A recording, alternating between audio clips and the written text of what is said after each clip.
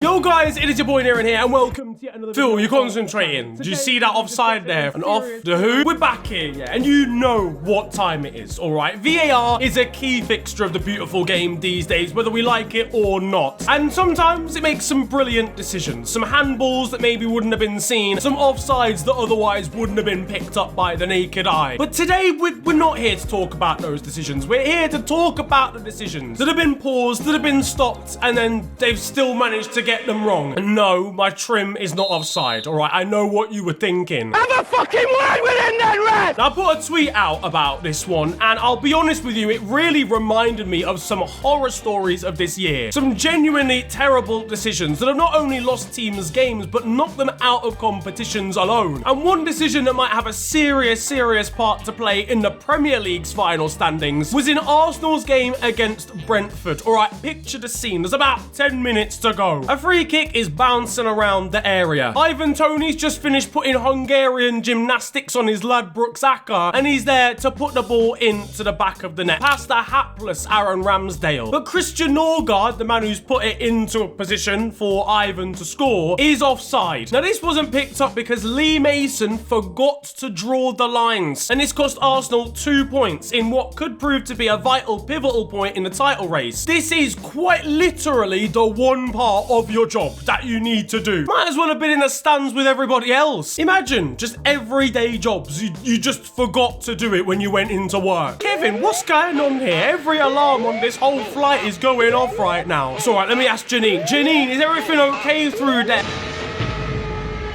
Ah, you see, the doors. We forgot to close the door. This is the worst one of the season. Just facts. Like, because of the gravity of the situation, because it's about the title race and how much was lost or could potentially be, but also the fact that Lee Mason has forgotten to do his job. It's not that he didn't do it correctly. That's fine. We all make mistakes. But what did he think he was going there that morning to do? Was he out in the smoking area for the second half? His Sky Sports subscription ran out in the VAR room. He's had to bring it up in a stream, and he's here in the crowd 7 minutes before the goal's gone in on his computer. The fact of the matter is, if Manchester City win the league by less than 2 points, Lee Mason's getting himself a winner's medal. Now, there's been some catastrophic decisions in games involving West Ham and Chelsea this season, and mostly when they play against each other. The first one actually happened later on in the season, but Thomas Souček, on the same weekend, I believe, as the previous Ivan Toney example, turned into Gordon Banks at the end of their fixture.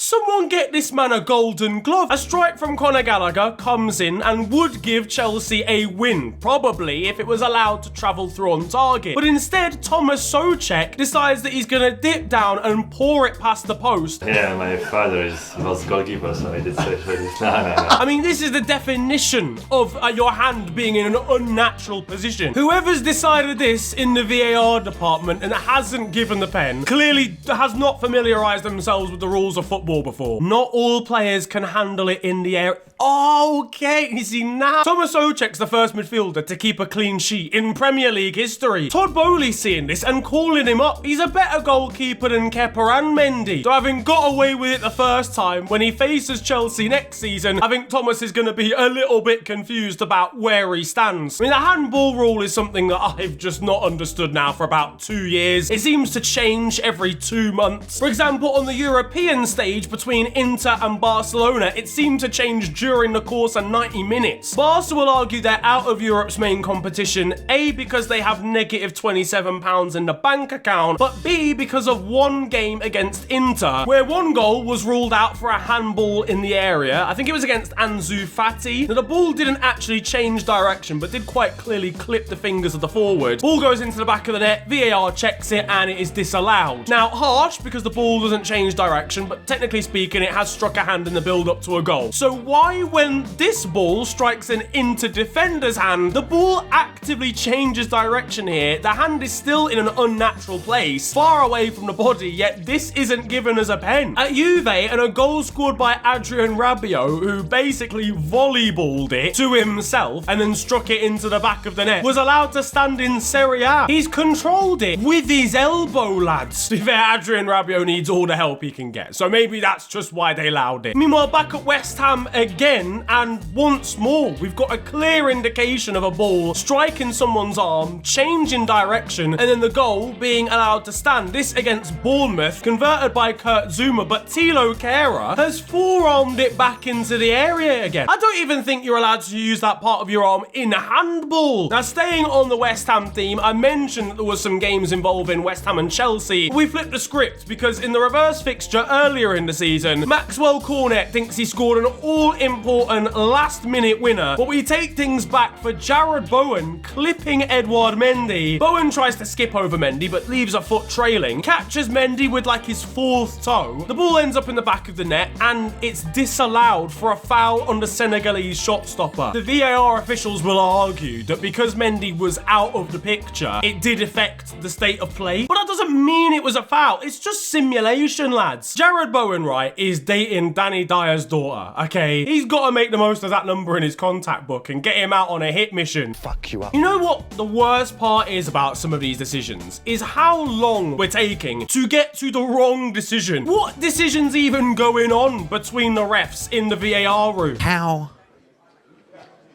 How can you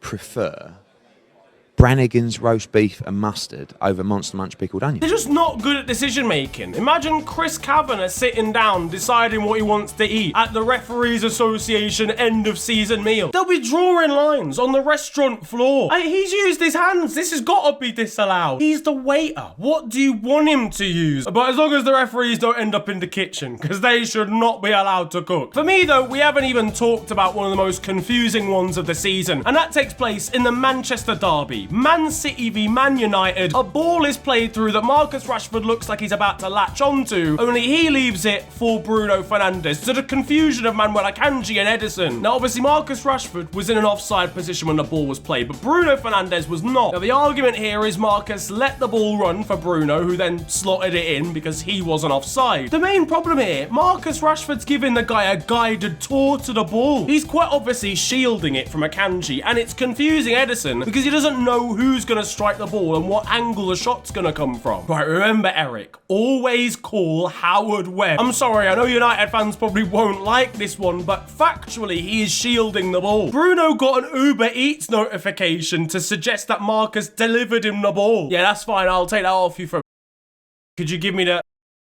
Marcus, please just give me the food. Marcus is breaking at least 3 of the reasons why a goal should be disallowed for interfering with play before Bruno even strikes the ball. Now, you might think I'm being biased against Man U here, but honestly, they've been shafted too. Casemiro's red card against Southampton, for me, completely fair. But the one against Crystal Palace is just ridiculous, man. Obviously, there was a scuffle that broke out after an altercation between, I believe, Jeffrey Schlupp and Anthony. Everybody starts getting involved. Casemiro tries to push Will Hughes away, does in fairness make the mistake of putting his hands on his neck area, but it's not in an aggressive way, and I'm pretty sure Will Hughes knows that. It goes to VAR and the officials deem that it was, yeah, just serious foul play. Casemiro's tried grabbing him by the throat and pushing him away, even though when you actually watch the clip from a fan perspective, that's definitely not what happened. It wasn't particularly aggressive. I'm convinced they don't have a satellite dish in the VAR room. As I said, you can't grab someone's neck, and that's why he gave the officials a decision to make. But use common sense. I feel like they're using freeze frames to make their decisions, and that's rule number 1 of what not to do when deciding someone should be sent off. It was the lightest of touches round the throat. He was checking his glands. But Will Hughes didn't care at all. He was celebrating with the rest of the Palace squad. Some more shockers include a Brighton goal disallowed against Pervis Estupiñán because they drew the lines on the wrong player against Crystal Palace. The foul at the end of Tottenham's 3-3 draw against Ainsley Maitland-Niles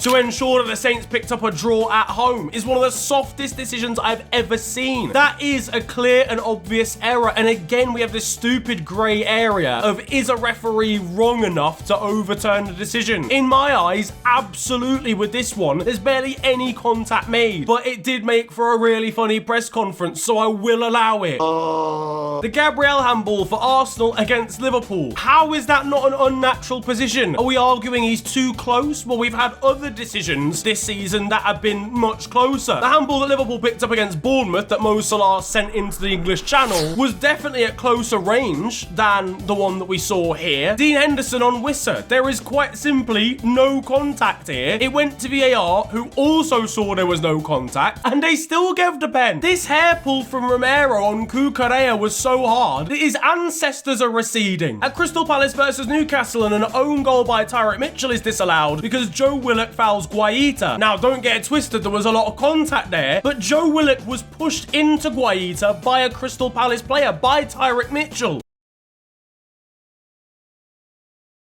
You can't be serious.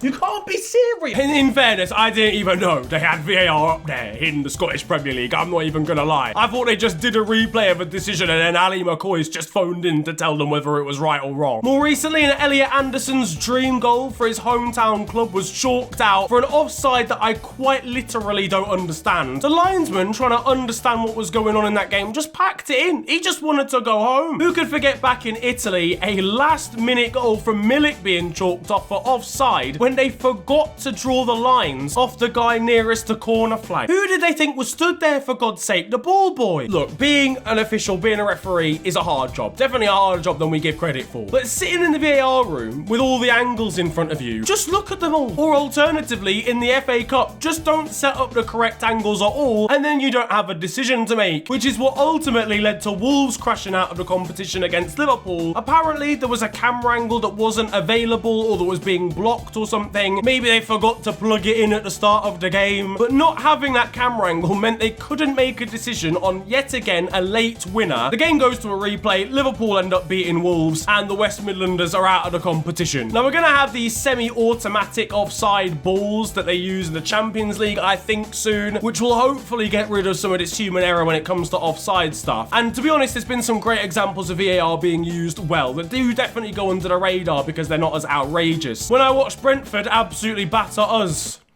this season, that was a game where VAR was used absolutely perfectly. I think 3 goals were disallowed in the end, or 2 were disallowed, 1 was allowed that wouldn't have been originally. Goal line technology even got into the mix, but some of the mistakes that are happening here are unacceptable. Referees aren't allowed to take accountability, which I think frustrates fans even more, and half the time if they're in stadiums, they don't even know what's going on because there's no communication to them about what's going on via a speaker or something. But I think that's all of the terrible decisions this season. Let me know if I missed out any down in the comments section below, and what you think is the worst of the VAR mistakes from this campaign so far. If you enjoyed this video though, feel free to slap a like on it, and of course subscribe if you're new to the channel. You can also follow me on social media. It is @officialfng on Twitter and on Insta. But it's been a pleasure ranting at you guys today. Have a wonderful day, enjoy yourselves, and goodbye.